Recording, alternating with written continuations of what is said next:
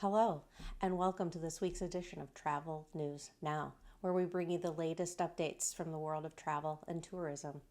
I'm Kristen, and we have an exciting lineup today talking about Royal Caribbean with a new home on the West Coast, Disneyland's 70th anniversary, and much more.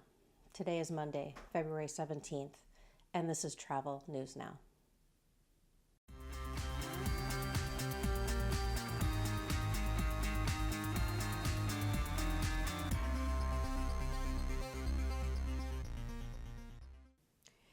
So first up, today we have Royal Caribbean International announcing last week that the cruise line is going to have a new home port in San Diego. And starting in October of 2026, Serenade of the Seas will be sailing out of San Diego with a variety of itineraries, including 3, 4, and 7-night sailings down to Mexico, but also Hawaii and the California coast. This move not only expands Royal's presence, but it also provides many more convenient options for those of us who are over here on the West Coast. Quantum of the Seas and Voyager of the Seas will sail out of LA, and that will start in summer 2026. And they will be offering 3 and 4-night sailings to Catalina Island, Ensenada, and Cabo. They will also have 7-night itineraries with overnights in Cabo. Ovation of the Seas will return to LA for the winter 2026-2027 season, and Ovation will have 3, 4, and 7-night sailings with the same destinations. Navigator of the Seas will also sail out of LA with 7-night itineraries going down to Mexico, Cabo, Mazatlan, and Puerto Vallarta. And so that brings the total of 5 ships from Royal sailing out of the West Coast by 2027.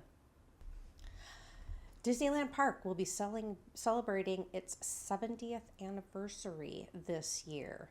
The park is going to have a bunch of new treats for all of us celebrating the big 70. One of the highlights that they released is that it's a small world song, but it's going to have this new verse added to it, and which was written by Richard Sherman. So this, I won't go into it too much, but that final verse is going to really emphasize unity and love, just sort of tying in the entire ride's message. Also, there's the last verse, and that's going to be showing in the Main Street Cinema, and that is going to be a film looking at the Sherman Brothers' legacy. And there will also be there's another experience that will be highlighting, Walt's dream about Disneyland. So they're going to have, never seen before, images and art and artifacts. I do know that the Walt Disney Family Museum up here in San Francisco is donating quite a few things, and it's going to really kind of showcase how Walt's dream became a reality. And I believe that's called A Magical Life, and that will open alongside the Main Street Opera House exhibits, and so you'll get to experience this multimedia story of Walt Disney's life. So, if you were thinking of Disneyland for the summer, I would definitely consider doing that after July 17th, so that you can see these exhibits. More to come. So let's talk about AI. AI is increasingly becoming a traveler's companion. And recent studies are showing that about 18% of travelers are now utilizing some sort of generative AI for various aspects of planning their trips. So these AI applications can assist in generating destination ideas or comparing flight options sometimes, and curating some itineraries. And, for the most part is not the worst thing. However, I think there is not alarming, but a concern that, many of us in the travel agency business have, is that while using generative AI for trip planning can be helpful in some ways, there are way more reasons not to use it as a sole measure of trip planning. AI pulls from a mix of sources, and it doesn't always have real-time updates. For example, you could get recommendations for a hotel that no longer exists, restaurants with the wrong hours, attractions that are down for refurbishment. AI does not check live data, and when I say the AI, I'm talking about Claude or ChatGPT or Sora. They don't check live data, like flight prices, weather, event availability. So if you're really wanting to use generative AI to help plan, it's better to do that in tandem with your travel advisor. You're not really generative AI, because I've ran them through. I want to see what it produces, and it lacks a certain originality.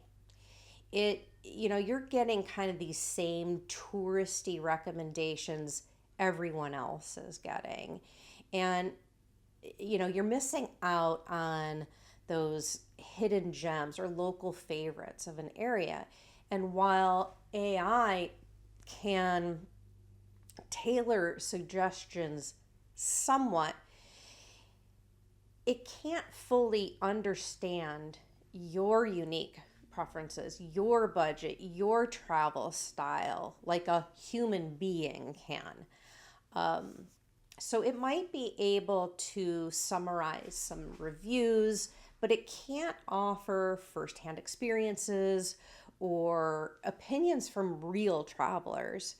And so reading actual reviews or recommendations from a travel advisor are much more reliable.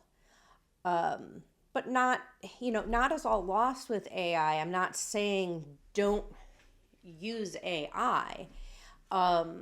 It's great for inspiration or brainstorming destinations or getting sample itineraries to help spark that creativity of creating your own personalized trip.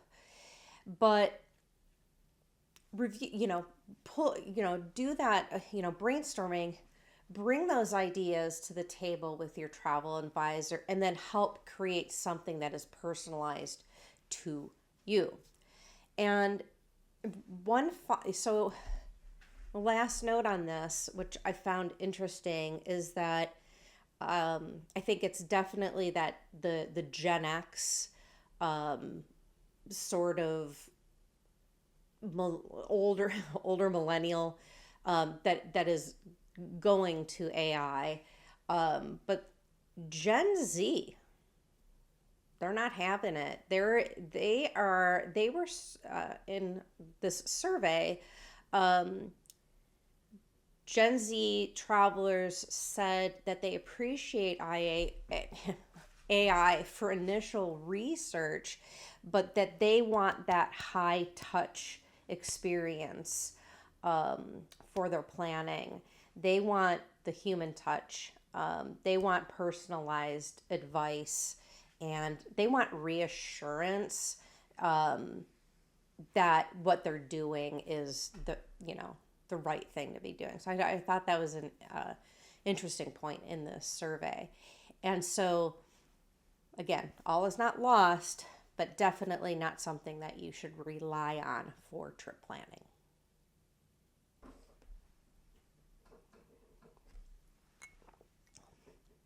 And in aviation news, American Airlines CEO Robert Easom recently met with President Trump and the Transportation Secretary Sean Duffy to address the concerns over U.S. air traffic control systems.